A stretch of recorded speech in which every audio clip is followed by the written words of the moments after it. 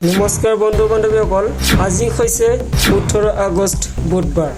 গোটেই অসম তথা ভাৰতৰ সৈতে এনেবোৰ খবৰ পাই থাকিবলৈ হ'লে চেনেলটো ছাবস্ক্ৰাইব কৰি ভিডিঅ'টোত লাইক কৰিবলৈ নাপাহৰিব। এই মুহূৰ্তত দিবলৈ ওলাইছোঁ বহুতে ভাল খবৰ, বহুতে গুৰুত্বপূৰ্ণ খবৰ। দিন দুপৰতে ৰাজপথত এগৰাকী শিক্ষয়িত্ৰীৰ ডিঙিৰ পৰা সোণৰ চেইন থপিয়াই নিয়াৰ চেষ্টা চলালে দুই যুৱকে। ডিজিটেল সংবাদ জামুগুৰিহাট।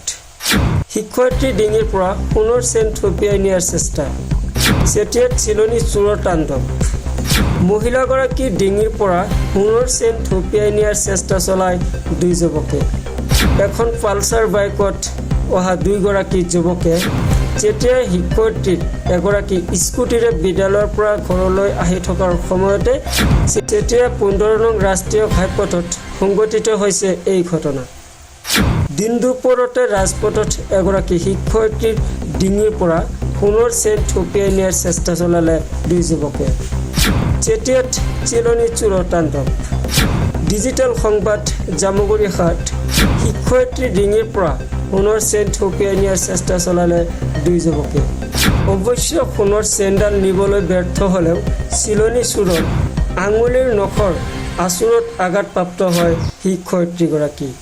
শিক্ষয়িত্ৰীগৰাকী ইতিমধ্যে ঘটনা সন্দৰ্ভত শিক্ষয়িত্ৰীগৰাকীয়ে এতিয়া থানাত এজাহাৰ দাখিল কৰিছে। দিন দুপৰতে চেতিয়াত ৰাজপথত এইদৰে চিলনী চোৰৰ ঘটনা ৰাইজক টুডে নিউ লাইভ